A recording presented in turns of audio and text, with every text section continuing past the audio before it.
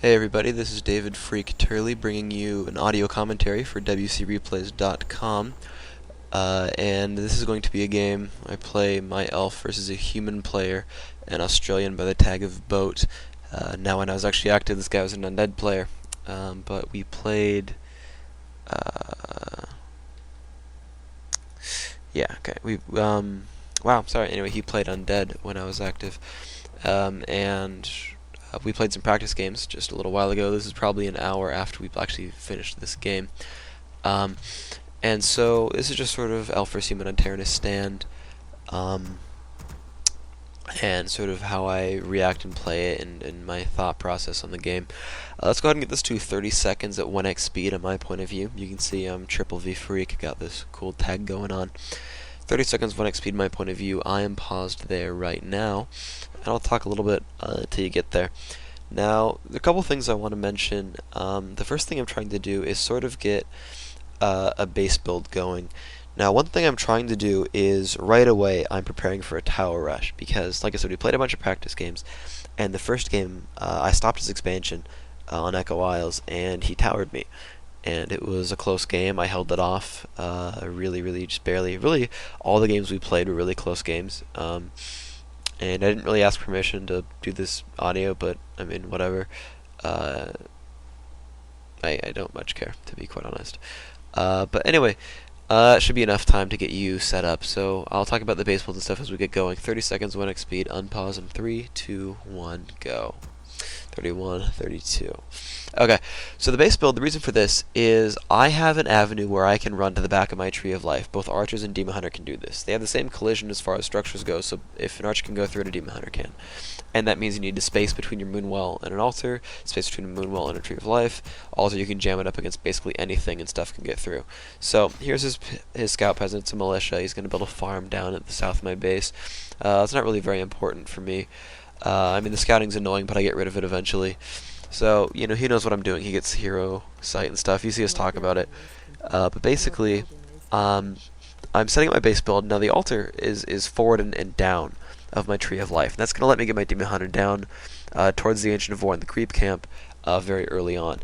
And, you know, I mean, there's a variety of places you can put your altar, but there's no reason not to put it close to the creep camp. What I was initially trying to do here was get level 2 either by... killing the 3 creeps and then killing one of these apprentice wizards down there and then running up, or just simply getting the big item off the big renegade wizard and then letting my ancient war and archer kill one other creep, or I mean finish off the camp and then kill one other creep and have level 2, and then I'm basically at his army ready to fight. Now I'm not going to ever prevent, you'll really never ever prevent your opponent from getting level 2 or higher hero, just because the camp up in the top left, I'm turning off Fog of War real quick, it's just so easy to kill. I mean, you know, people can creep it without water metals whatsoever. It's just, you know, the wizard's so squishy and the rogues don't do enough damage. You can just, you know, draw the creeps up with your archmage and then just right click the wizard, and it's just such an easy kill. So you're gonna see him actually, I believe, pull up a water mental. You see that he hits the creeps and waits for it to purge and then summons. And it's not really a big deal. I mean, we can count how much damage the W actually takes, and it's really not a very impressive amount. The wizard dies before it even hits the water mountain more than once. You see the militia took 70 damage, and that's with, like, the wizard hitting it every time. So I just ditto the water mountain. Actually, I get it in range of the archmage, or I try to.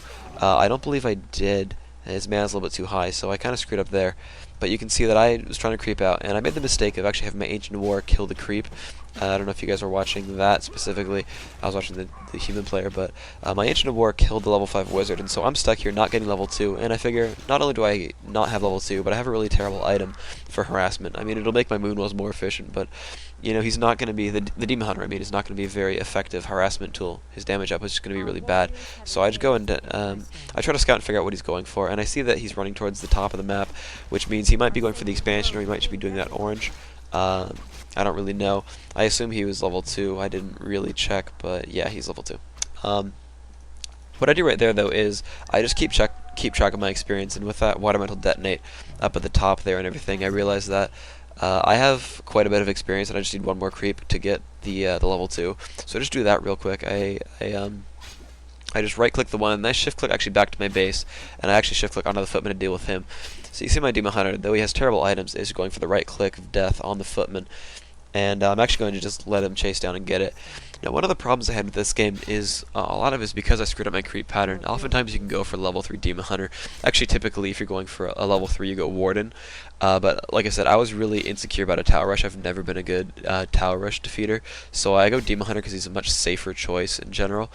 Um, just because he's more Moonwell efficient, his DPS without mana is better, and all that kind of stuff. So I have the archers up there because I have the idea that he's going to expand, and sure enough he is. So he's running his stuff over there, and I'm just trying to harass right here. My archer's going for try to steal here. I'm going to go for the Water Mentor actually, and I make a mistake of letting my archers take a little bit too much damage. I believe I did get experience on my Demon Hunter for that, but my archers are very, very low, and his Archmage, you can see, has Claws of Attack and Boots of Speed, so his archer's getting really low, and I try to block him, but the second I get in range for the block, the Archmage is in range to attack. He's actually going to pick off another archer doing this. No, I take it back. He's not yet. I think I make a mistake, though, and actually get another unit killed sometime later, though.